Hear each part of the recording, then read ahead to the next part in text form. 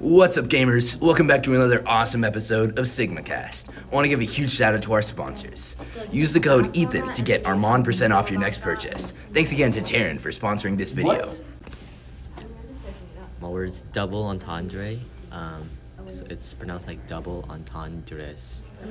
The meaning is a word or phrase that's capable of having two interpretations, similar to a pun. Similar to a pun. An example is marriage can be a fine institution, but I'm not ready for an institution. So the first meaning, the literal meaning, is that marriage is a respected and established tradition. But the second meaning, the figurative meaning, is that institution can also refer to a mental institution, implying that marriage might drive someone crazy. Example 2. If I said that Armand has a beautiful, luxurious, laid-back body, would he hold it against me? The first meaning, literal, is a compliment about someone's physical appearance. In this case, I'm complimenting Armand's body. Second meaning, the figurative, is hold it against me could be interpreted as physically pressing one's body against a speaker. The purpose of a double entendre is to often rely on wordplay to create humorous or suggestive alternative meanings.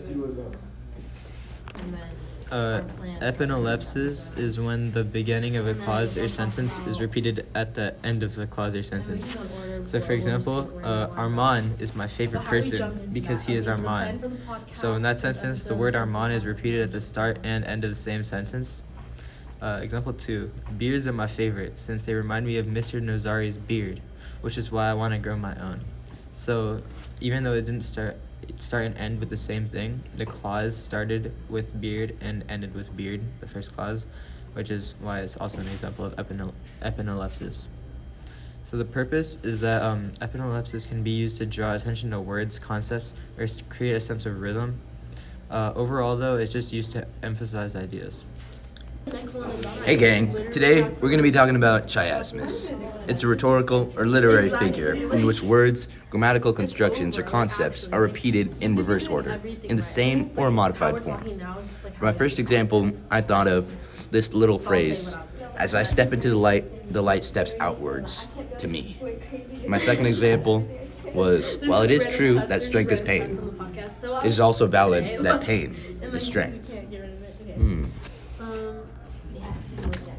So, my term, or my word, creates a memorable rhythm and deepens idea through contrast. So for my first example, I repeated the words in reverse order and in a modified form in order to emphasize the ideas presented. In the second example, I put the words in reversed and modified order in order to deepen the contrast between the ideas. Epimony is pronounced epimony and is the repetition of an important phrase and is used by writers to focus the audience's attention towards an idea or question. For example, I have a dream in MLK's speech points and emphasizes vision of a future where all are treated equally regardless of their color of the skin.